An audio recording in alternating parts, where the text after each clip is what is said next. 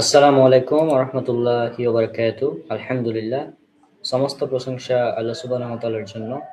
অতঃপর দুরূদ এবং সালাম বর্ষিত হোক আমাদের প্রিয় নবী রাসূলুল্লাহ সাল্লাল্লাহু আলাইহি সাল্লামের প্রতি। আজকে আমাদের ৭ম নাম্বার অর্থাৎ ৭ নাম্বার ক্লাস কুরআন বুঝতে সহজ আরবি ব্যাকরণ। প্রথম ৫ টি ক্লাস আমরা তো ধারাবাহিকভাবে নিয়েছিলাম। আর ৬ নাম্বার ক্লাসটি ছিল রিভাইজ ক্লাস। প্রথম ৫ টি ক্লাসের রিভিশন ভার্সন। কারণ কাল শুক্রবার ছিল। আর আমাদের উস্তাদ তিনিও ছিলেন না এজন্য আরকি। তো আজকে আমাদের উস্তাদ আছেন। তো উস্তাদ মাহমুদুল হোসেন তাজ ভাই, এখন আপনি শুরু করতে পারেন। السلام عليكم ورحمة الله وبركاته. الحمد لله والصلاة والسلام على رسول الله وبعد. প্রশংসা আল্লাহর জন্য, দুরূদ ও সালাম বর্ষিত হোক রাসূলুল্লাহ সাল্লাল্লাহু আলাইহি ওয়াসাল্লামের প্রতি। সম্মানিত দর্শক শ্রোতা ভাই ও বোনেরা, আমরা মুরাক্কাব শিখছিলাম। মুরাক্কাব শব্দের অর্থ হলো যৌগিক শব্দ। তো এই মুরাক্কাবের বেশ কিছু প্রকার রয়েছে আরবি গ্রামারের মধ্যে, আরবি ব্যাকরণে।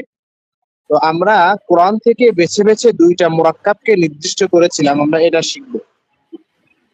আগে আরেকবার বলে নি যে মুরাক্কাব যৌগিক শব্দ, এটা হলো বাক্যাংশ, এটা বাক্যের অংশ হবে, কখনো মূল বাক্য হবে না। তো জি, বাক্যের অংশ হয়ে হয়তো বা মুবতাদা হবে শুরুতে হলে, অর্থাৎ যদি মাউসুফ সিফাত শুরুতে আসে মুরাক্কাবে তাওসিফি, তা ওটা মুবতাদা হবে। আবার যদি শেষে আসে তাহলে খবর হবে। এমন ভাবে এই মুরাক্কাবে ইজাফি, যেটা নিয়ে আলোচনা করব, এটাও শুরুতে হলে মুবতাদা হবে এবং শেষে হলে খবর হতে পারে বা অন্যান্য কোনো কিছু হতে পারে, কিন্তু ডাইরেক্ট এটাকে আমি জুমলা ইসমিয়া বা জুমলা ফি'লিয়া বলতে পারবো না, কারণ এটা বাক্যের অংশ, এটা বাক্য নয়। জি, তো মুরাক্কাবে ইজাফি নিয়ে কথা বলি। মুরাক্কাবে ইজাফিতে ২টি অংশ থাকে, যেমন মুরাক্কাবে তাওসিফিতে ২টি অংশ থাকে, মাউসুফ এবং সিফাত। এমন জি, ভাবে মুরাক্কাবে ইজাফিতেও ২টি অংশ থাকে, একটা হলো মুদাফ আর একটা হলো মুদাফ ইলাইহি। অর্থাৎ মুরাক্কাবে ইজাফির প্রথম অংশের নাম হলো মুদাফ, আর পরের অংশের নাম হলো মুদাফ ইলাইহি। মুদাফ ইলাইহি। তো মুদাফের কিছু নিয়ম রয়েছে। জি, মুরাক্কাবে মুদাফির প্রথম অংশের নাম হলো মুদাফ। জি, মুদাফের প্রথমত মুদাফের শুরুতে আলিফ লাম হবে না, যেমন মুবতাদার শুরুতে কিন্তু আলিফ লাম হয়েছিল, কিন্তু মুদাফের শুরুতে আলিফ লাম হবে না, আবার শেষে তানভীর হবে। অর্থাৎ কলামকে যদি আমি মুদাফ বানাই, তো হবে কলামু, আলো হবে না আর মুনও হবে না। অর্থাৎ শুরুতে আলিফ লাম হবে না, শেষে তানভীর হবে না মুদাফে। জি, এরপরে আমি মুদাফ ইলাইহিতে আসি। মুদাফ ইলাইহির একটা রুল আছে, সেটা হলো মুদাফ ইলাইহি সর্বদা জার হবে। অর্থাৎ যদি ওয়াহিদ হয় তাহলে কলামিন হবে, যদি জি, তাসনিয়া হয় তাহলে কলামাইন হবে, আর জমা হলে মুসলিমিন হবে। অর্থাৎ হালাতে জারে থাকবে সবসময়। জি, এরপর আমরা কিছু উদাহরণ দিচ্ছি কোরআন এবং সুন্নাহর মধ্যে। দেখেন, মুহাম্মাদুর রাসূলুল্লাহ, তো রসুল এটা মুদাফ, মুদাফের হ্যালো, শুরুতে আলিফ লাম হবে না। দেখেন রসুলের শুরুতে কিন্তু আল রসুল হয়নি, আর জি, রসুল হয়নি, আবার হ্যাঁ, শেষে তানভীন হবে না, অর্থাৎ রসুলুনও হয়নি। তো হুম, মুদাফের ২টা নিয়ম, শুরুতে আলিফ লাম হবে না, তানভীন হবে না, তো রসুলু হলো। আর মুদাফ হ্যাঁ, ইলাইহি দ্বিতীয় অংশ যেটা, এটা জার হবে, তো রসুলুল্লাহ হয়েছে, রসুলুল্লাহ। রসুলটা হলো জি, মুদাফ, আর আল্লাহি এটা হলো মুদাফ ইলাইহি। আবার দেখেন হুম, দ্বিতীয় উদাহরণটা। ও, আরেকটা বিষয় বলে দিই, মুদাফ এবং মুদাফ ইলাইহিতে অনুবাদ হবে শেষের দিক থেকে, শেষেরটা আল্লাহ। তো রসুলুল্লাহ মানে আল্লাহ রাসূল। হ্যাঁ, মুদাফ মুদাফ ইলাইহিতে অনুবাদটা শেষের দিক থেকে করতে হয়। দ্বিতীয় নম্বরটা আচ্ছা, দেখেন, কিতাবুল্লাহ। তো বলেছিলাম ২টি অংশ, প্রথমটা যদি আলিফ লামও নেই, শেষে তানভীরও নেই, তো ওটা হলো মুদাফ। হুম, এবং এই যে বায়ে পেশ একটা, বলেছিলাম মুদাফের শুরুতে আলিফ লাম হচ্ছে না এবং শেষে তানবিন হচ্ছে না, তো জি, কিতাবু হয়েছে, এটা হলো মুদাফ। আর আল্লাহ এটা হলো মুদাফ ইলাইহি। শেষের দিক থেকে হ্যাঁ, অনুবাদ করব আল্লাহর কিতাব, আল্লাহর কিতাব। আচ্ছা।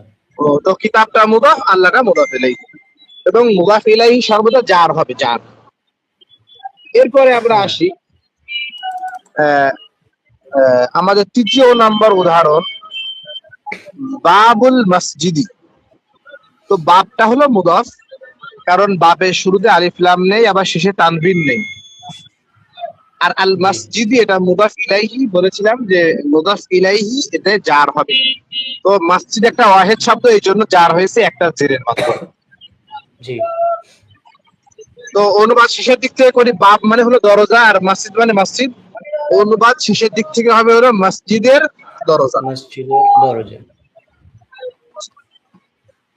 এরপরে আমরা আরো একটা উদাহরণ দেখি, এটাও কোরআনের একটা আয়াতের অংশ। দিনুল দিনুল হক। হাক্কি, দিন মানে দিনুল ধর্ম, আর হাক মানে সত্য। সত্য। তো দিনুল হাক্কি শব্দের অর্থ কি হবে? সত্য ধর্ম। সত্য ধর্ম। মাশাআল্লাহ, মাশাআল্লাহ। তো দিনটা মুদাফ, আর হ্যাঁ। হক যেটা হচ্ছে মুদাফ হক ইলাইহি, মুদাফ এই জন্য ইলাইহি, জার হয়েছে। জার হয়েছে। তো নাসরুল। এরপরে আমরা আসি আরেকটা উদাহরণ, সেটা হলো নাসরুল্লাহ।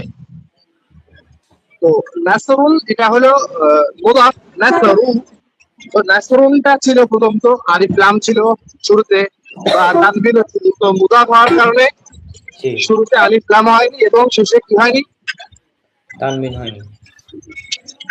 আর আল্লাহ এটা হলো মুজাফ মুদাফ। ইলাইহি, এবং হ্যাঁ, এটা জার তার মানে হয়েছে। ঠিক আছে? জার হয়েছে। হ্যাঁ। মাশাআল্লাহ। তো এখন আমরা যেটা বুঝতে পারলাম, আগে আরেকটা আলোচনা করি, এখানে আমরা থামি। তো আমরা দুইটা মুরাক্কাব নিয়ে যে আলোচনা করলাম, একটার নাম হলো মুরাক্কাবে তাওসিফি, যেটা মাউসুফ এবং তাওসিফি। সিফাত মাউসুফ এবং সিফাত। গঠন হয়। আর একটা মুরাক্কাব শিখেছি, মুরাক্কাবে ইদাফি, যেটা মুদাফ এবং মুদাফ ইলাইহি নিয়ে গঠিত হয়। তো মুদাফ জি। মুদাফ ইলাইহি এটা হয়ে গেল মুরাক্কাবে ইদাফি। আর মাউসুফ সিফাত এটা হলো মুরাক্কাবে তাওসিফি। এই দুইটি মুরাক্কাবই সরাসরি বাক্য হতে পারবে না। সরাসরি বাক্য হওয়ার শক্তি এর নেই, এটা হলো বাক্যের অংশ হবে, অর্থাৎ হয়তোবা মুবতাদা হবে, হয়তোবা খবর হবে, বা বাক্যের কোনো না কিছু হবে। এরপরে আমরা পরবর্তী উদাহরণ, ভাই যেখানে আমাকে থামতে বলবে আমি সেখানে ক্লাসকে থামিয়ে দিব, ঠিক আছে? আচ্ছা। তো আহ, আমরা এই পর্যন্ত ওয়াহেদ শব্দকে মুবতাদা বানিয়ে, অর্থাৎ এক বচনকে মুবতাদা বানিয়ে আবার এক বচনকে খবর বানিয়েছিলাম। তো বলেছিলাম জি। যে মুবতাদা শব্দ মারুফা হবে এবং খবর বাহিরা হবে, এটা হলো কিছু। জি। মুবতাদা সম্পর্কে আমরা একটা তথ্য দেখেছিলাম, যদি শুরুতে আলিফ লাম হয় তাহলে এটা মুবতাদা, অথবা শুরুতে হ্যাঁ। যদি কারো নির্দিষ্ট নাম হয় এটাও মুবতাদা। এখন আমরা বলতে চাই, যদি এবার আমাদের নিজের পড়া শুরু হচ্ছে, ইসমে ইশারা বা নির্দেশক শব্দ, তো যে শব্দ দিয়ে পুরো ব্যক্তি বা বস্তুর প্রতি ইশারা করা হয় তাকে ইসমে ইশারা বলে। অর্থাৎ আমরা জি। যে বলি এই ওই, এগুলো দিয়ে হ্যাঁ। আমরা হ্যাঁ। ইশারা করি, তো এটাকে আরবি ভাষায় বলা হয় হলো ইসমে ইশারা।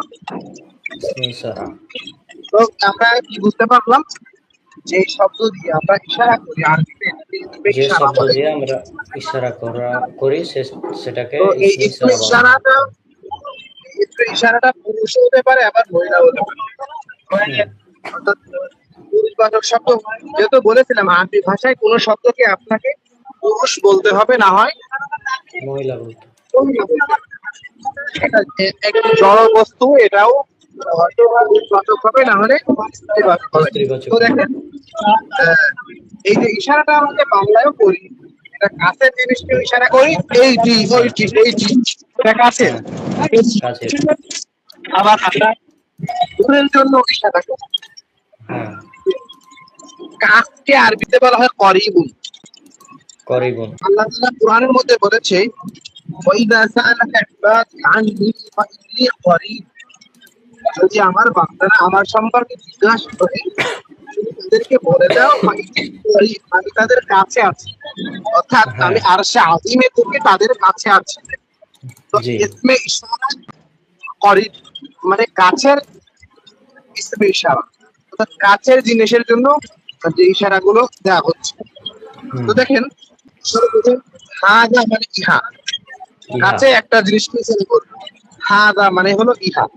ইহা। 2 নম্বর হলো হাদানি মানে এই হাদা। দুইটি। এই দুইটি। এরপরে হাউলাই এই সকল, হ্যাঁ। এগুলো ইসমে ইশারা লিল করিব, কাছের ইসমে ইশারা, এবং এগুলো পুরুষের জন্য। হুম।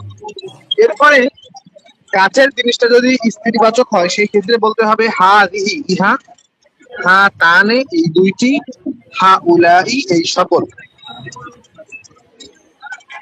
তো এখানে আমরা স্পেশাল অংশের জন্য 6টা শব্দ শিখতে পারলাম। তো আমাদেরকে মুখস্থ করতে হবে, কিন্তু অত মুখস্থ করা আমাদের 80% বলেছিলাম জরুরি বিষয়। জি।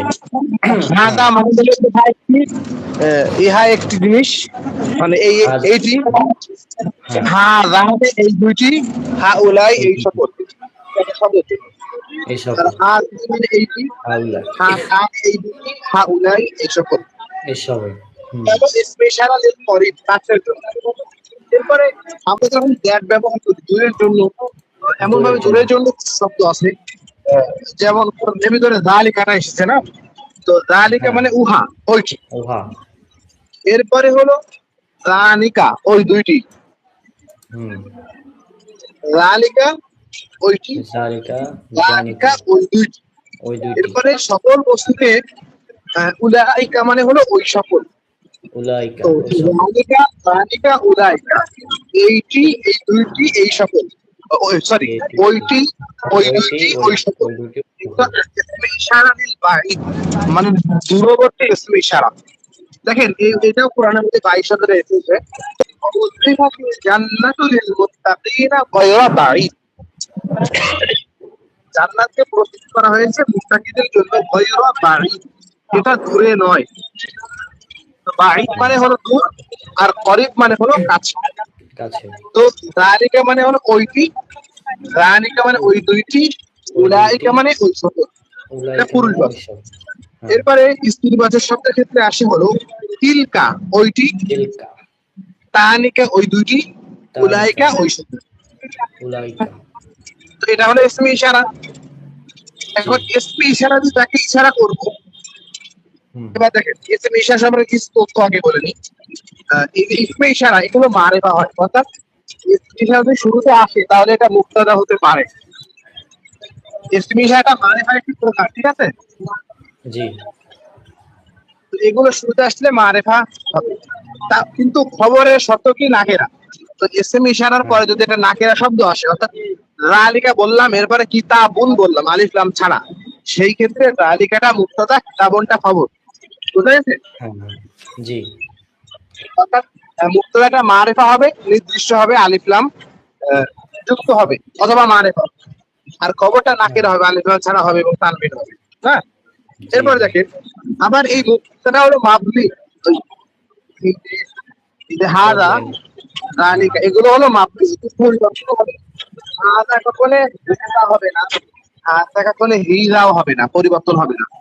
তো এই ইসলামে আচ্ছা। ইশারা সম্পর্কে প্রথম জানতে পারলাম এটা মারেফা হবে, অর্থাৎ শুরুতে আসলে হবে, তো এটা মাবনি হবে, অপরিবর্তনশীল হবে। ঠিক আছে? জি। জি। আর যদি এই এগুলো শুরুতে আসার পরবর্তী যে শব্দটা, অর্থাৎ ইসমে ইশারার পরে শব্দটা আলিফ লাম ছাড়া হয়, তাহলে এটা হলো খবর।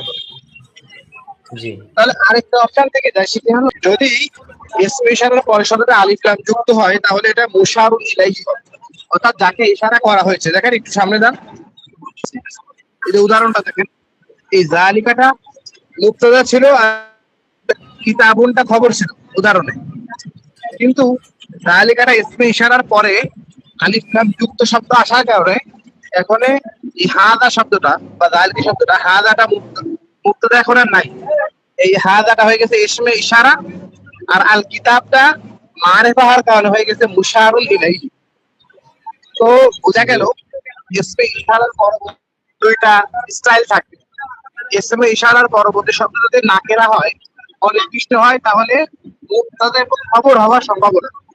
আর যদি হ্যাঁ। ইসমে ইশারা পরবর্তী শব্দে আলিফ লাম যুক্ত হয়, তাহলে প্রথমটির নাম ইসমে ইশারা আর পরেরটির নাম হলো মুশারুল ইলাইহি। মুশারুন ইলাইহি।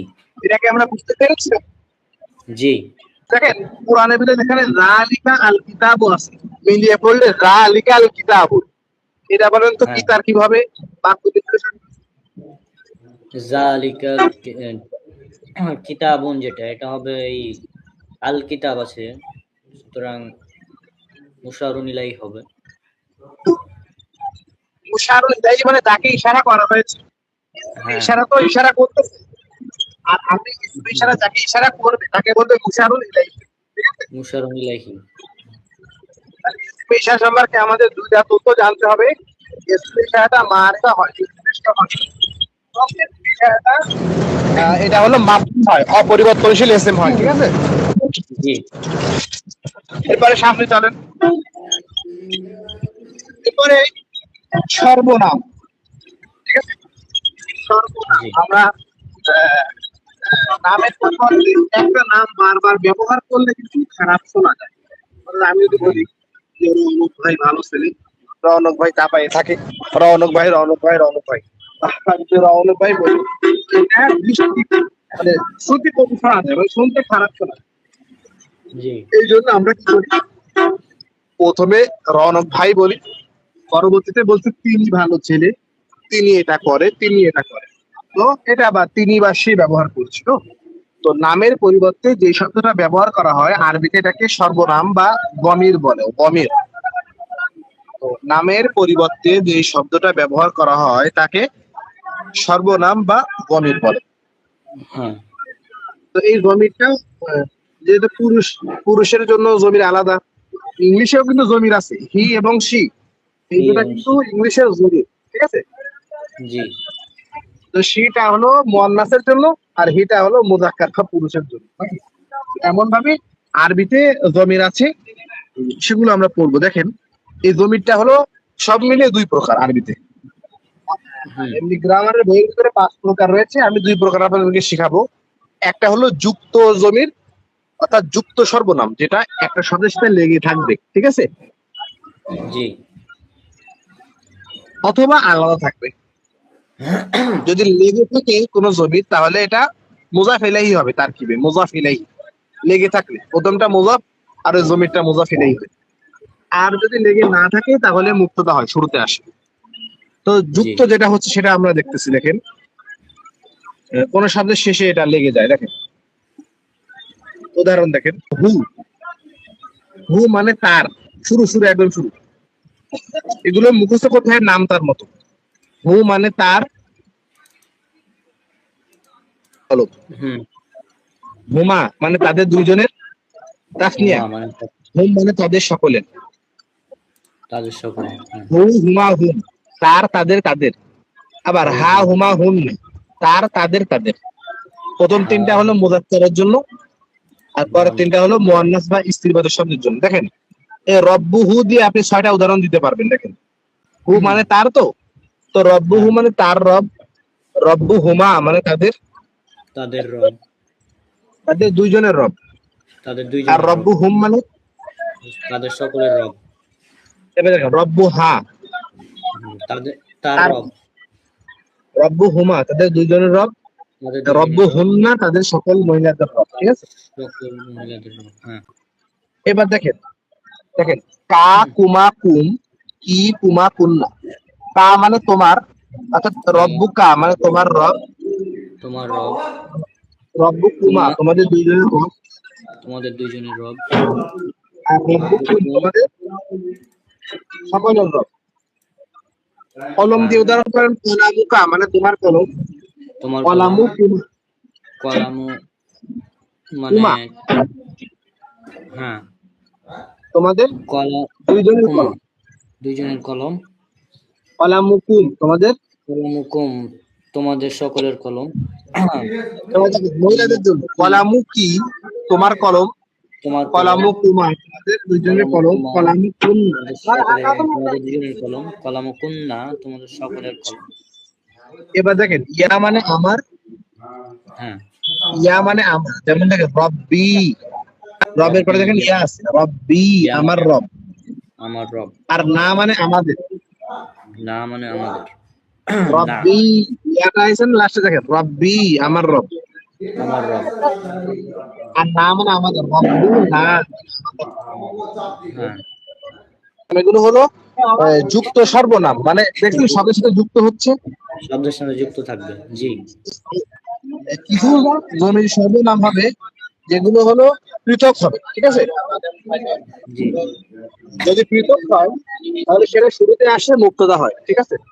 সেই ক্ষেত্রে দেখেন যেটা পৃথক হচ্ছে এটা শুরুতে আসবে এবং মুক্তদা হবে। জি। ওয়া। তো দেখেন হুয়া, হুয়া মানে হলো সে। আর কে? কিন্তু তার তার বলেছিলাম একটা, যেগুলো যুক্ত ছিল এটা হলো পৃথক। পৃথক। তো হুয়া মানে হলো সে, হুমা মানে তারা দুইজন, হুম মানে তারা সকলে। এই হুয়াকে যখন কোনো সম্মানিত ব্যক্তির ক্ষেত্রে ব্যবহার করবেন তখন বলবেন হুয়া মানে তিনি। দেখেন হুয়া মানে হলো সে, হুমা মানে তারা দুইজন, হুম মানে তারা সকলে, হিয়া মানে সে একজন মহিলা, হুমা তারা দুইজন মহিলা, হুন না তারা সকল মহিলা। এবার দেখেন হুয়া হ্যাঁ। আল্লাহু, তিনি আল্লাহ, হু আল্লাহ, তিনি আল্লাহ। একজন, ঠিক আছে। হুম। এবার দেখেন আন্তা মানে তুমি, আন্তা আনতু, তুমি, তুমি। আন্তুমা মানে তোমরা, আনতুমা, তোমরা দুজন। আন্তুম আনতুমু, তোমরা সকলে। আনতুমা, তোমরা সকলে।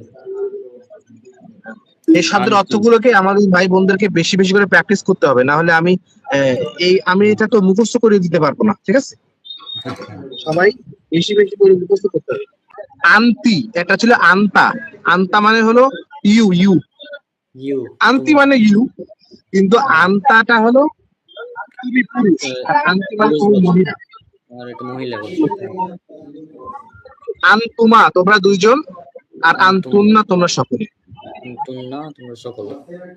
ওই দেখেন আন্তুম মানে তোমরা মুসলিমুনা মুসলিম, আন্তুম মুসলিমুনা তোমরা মুসলিম। তো দেখেন হ্যাঁ, আন্তুম এটা হলো মুক্তাদা হচ্ছে, বলছিলাম যেটা পৃথক জমি এটা শুরুতে এসে মুক্তাদা হয়। আন্তুম মুক্তাদা আর মুসলিমুনাটা হলো খবর। আনা মানে আমি, নাহনু মানে আমরা। আনা মানে আমি, নাহনু মানে আমরা। আমরা। নাহনু মানে আমরা। না মানে আমাদের, আর নাহনু মানে আমরা। আমরা। জি। এবার দেখেন আহ, আনা। আহ, সহজ নিয়ম, এটা কি জানি না। দেখেন আলাদা বসলে সে তুমি আমি এগুলো অর্থ হচ্ছে, যদি হ্যাঁ, আলাদা বসে দমির গুলো তাহলে সে তুমি আমি এগুলো অর্থ হচ্ছে। আর যদি হ্যাঁ। শেষে বসে সেই ক্ষেত্রে তাহলে তার, তার, তোমার, আমার র যুক্ত হচ্ছে, ঠিক আছে। হ্যাঁ। ওই প্রথমটুকু হলো মুদাফ, আর পরটুকু হলো মুদাফ ইলাইহি হচ্ছে। আজকে এই পর্যন্তই।